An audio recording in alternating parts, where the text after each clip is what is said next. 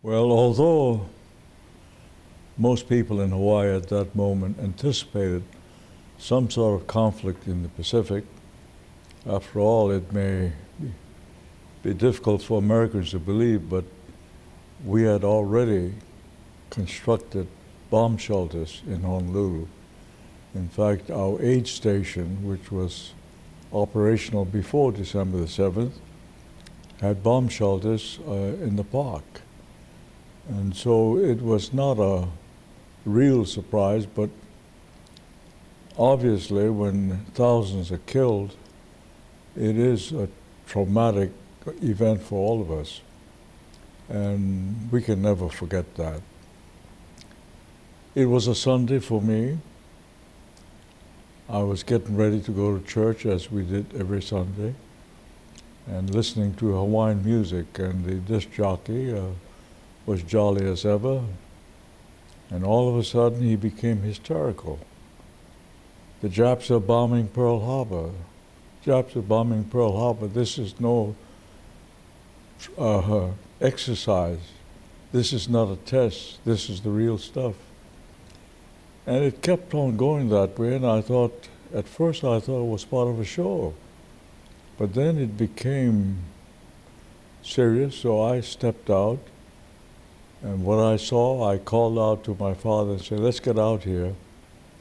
And you could see puffs of smoke up in the air, the so-called anti-aircraft shells exploding in the air. And I knew something was wrong.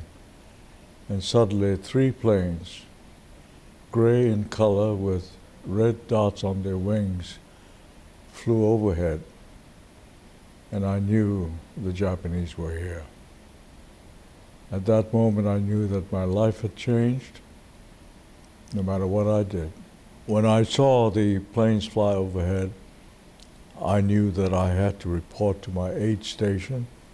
I was the chief medical aid man there.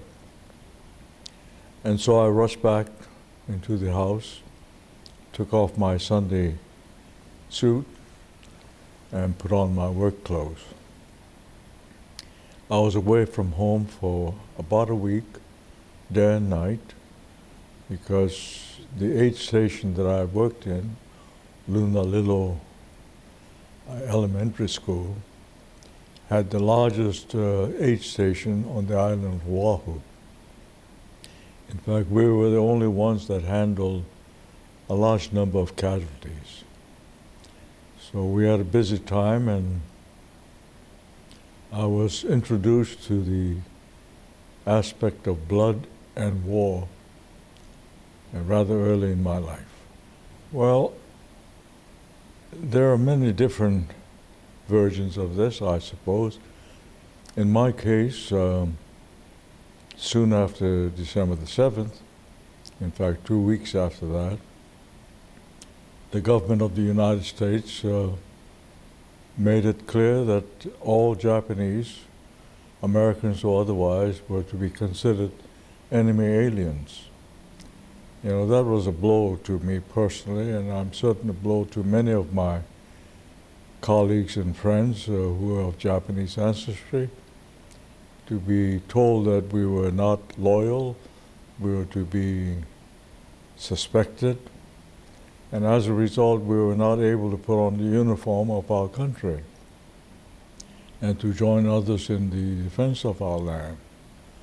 And so we petitioned the president for months on end, and finally, about a year after December the 7th, the White House issued a report and issued an invitation to all Americans of Japanese ancestry, if they wish to volunteer, may do so, to serve in an infantry combat team.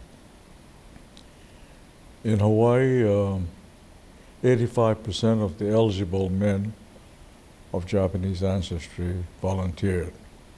Of that number, the government selected about 25 or 2,600 of us. And we sailed off to the mainland. This was my first journey away from Hawaii.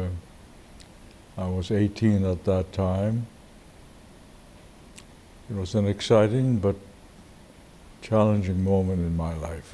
Pearl Harbor was the spark that led us into the Great War, World War II, where we suffered more casualties than ever before. When one considers that we had more casualties on one day than Iraq in 8 years, together with Afghanistan in 8 years, one can get the dimension of the problem. In fact, in our combat team, we went into combat with approximately 5,500 men to do battle. In 11 months, 12,000 had gone through the ranks, most of them as replacements. So one can picture the number of casualties we had, and it's something that you just cannot forget, even if you tried to. There was one battle, just lasted 4 days, but in those 4 days we suffered 800 plus casualties, of which over 200 were dead. You don't forget these things.